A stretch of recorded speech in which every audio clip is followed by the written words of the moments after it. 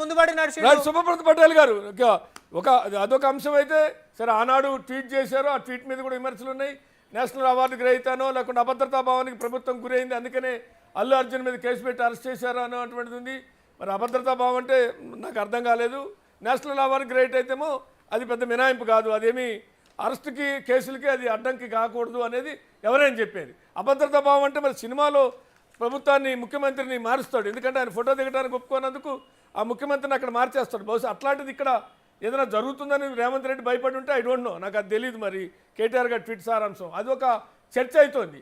దాంతోపాటు ఏంటంటే నిన్నటి ఎపిసోడ్ కూడా ఒక చర్చ అవుతోంది. నిన్నటి ఫోటోలు దిగింది, ఇటు దిగిన ఫోటోలునే అటు దిగిన ఫోటోలునే, ఈ ఫోటోలు ఎవరేంటని. మూడోది మీరు ట్విట్టర్ ఏదైతే ఉందో బీఆర్ఎస్ ట్విట్టర్ వింగ్ అనేటువంటిది ఉందో దాంట్లో చాటింగ్ ఒక గంట ముందే మరికొద్దిసేపట్లో ఒక బ్లాస్టింగ్ బ్రేకింగ్ న్యూస్ రాబోతుంది. మనందరం ఇవాళ రెడీ ఆల్ అందరూ మన సిబ్బంది అంతా సోషల్ మీడియా సిబ్బంది అంతా రెడీగా ఉండండి అని కృషాంక్ అలర్ట్ చేశాడని.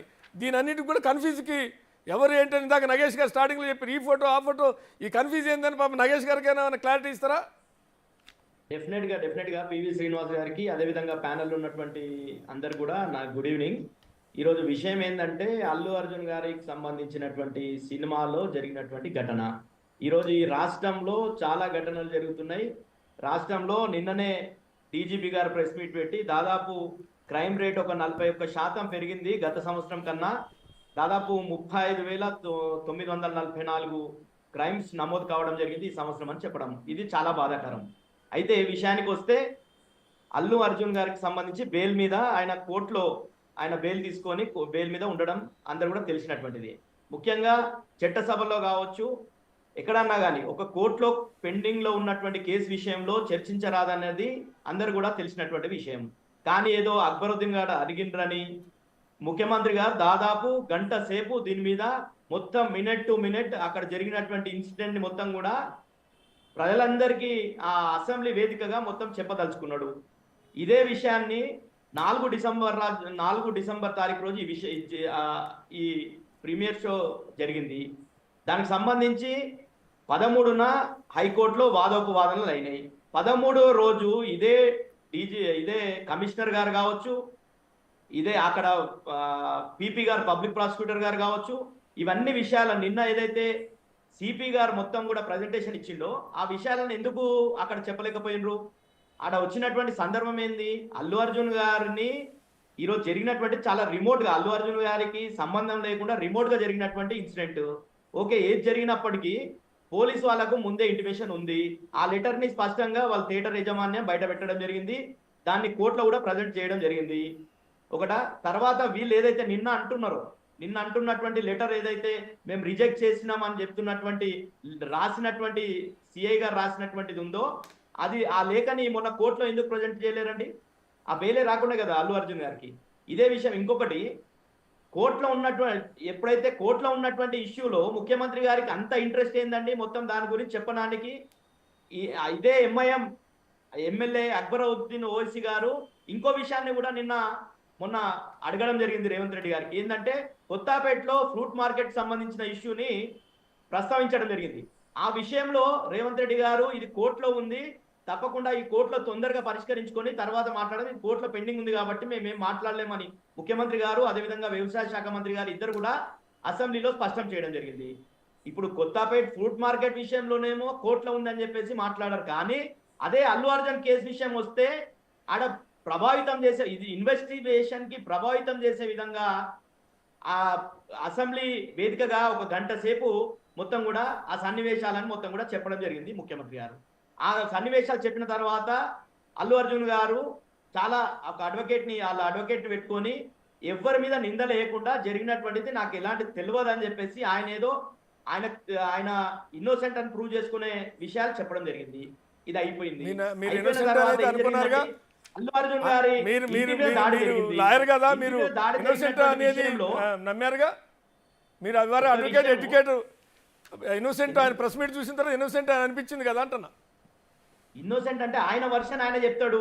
ఇప్పుడు ముఖ్యమంత్రి గారు దాంట్లో ఆయన కాంట్రవర్సీలు ఎక్కడా లేదుగా, ముఖ్యమంత్రి గారు కాంట్రవర్సీ మీకేం కాంట్రవర్సీలు అనిపించలేదుగా అంటున్నా.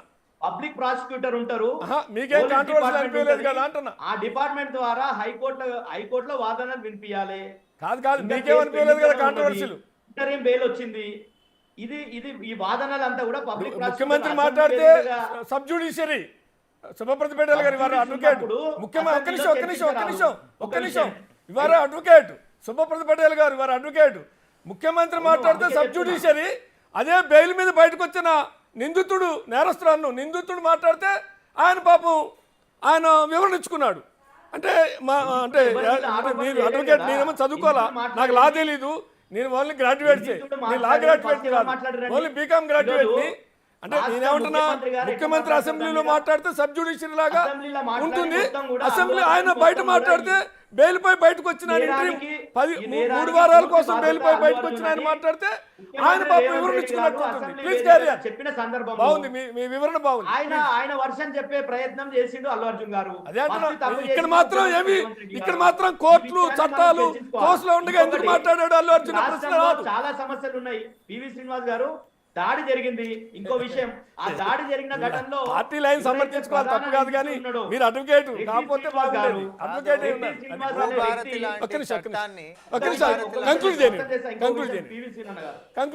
చెప్పిన తర్వాత అక్కడ ఎవరైతే రెడ్డి శ్రీనివాస్ ఉన్నాడో, రెడ్డి శ్రీనివాస్ కావచ్చు, మిగతా వాళ్ళందరూ కూడా, రెడ్డి శ్రీనివాస్ అయితే పర్టికులర్ గా నాకు తెలిసినటువంటి వ్యక్తి. ఎందుకంటే పక్క కొడంగల్ నియోజకవర్గం మా జిల్లాకు వస్తుంది. ఆయన దౌలతాబాద్ నుండి 2019లో జెడ్పీటీసీగా పోటీ చేసి ఓడిపోయిండు. అదేవిధంగా ఆయన మొన్ననే జరిగినటువంటి యూత్ కాంగ్రెస్ ఎన్నికల్లో elected youth Congress constituency president గా ఎన్నికయ్యిండు. అట్లాంటి కాంగ్రెస్ పార్టీ యూత్ కాంగ్రెస్ నాయకులంతా పోయి అల్లు అర్జున్ ఇంటి మీద దాడి చేసి భయభ్రాంతులకు గురి చేసి దాన్ని తీసుకొని వచ్చి మళ్ళా BRS social media, BRS Twitter wing అని చెప్పేసి ఒక వాట్సాప్ ని క్రియేట్ చేసి, ఈరోజు మేము కూడా క్రియేట్ చేయగలుగుతాం,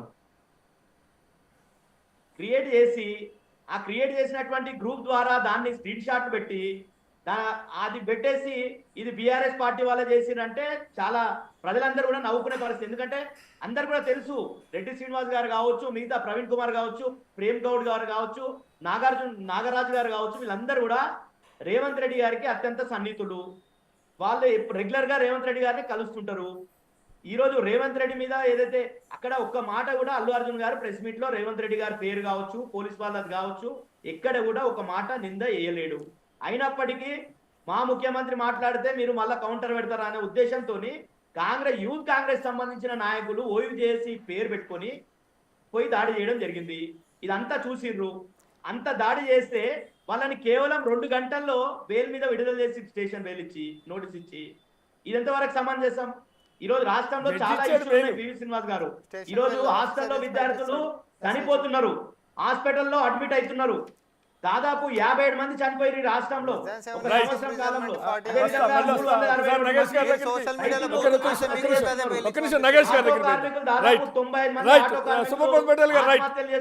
నగేష్ గారు అంటే ఇక్కడ ఎవరి వాదనలు, ఎవరి పార్టీ వాదనలు వాళ్ళు వినిపించారనుకోండి, సరే ఎవరు అందరూ అంటే పార్టీ లైన్ కాబట్టి పార్టీ లైన్. ఒక్క నిమిషం, సుబ్బపతి పటేల్ గారు అయిపోయింది.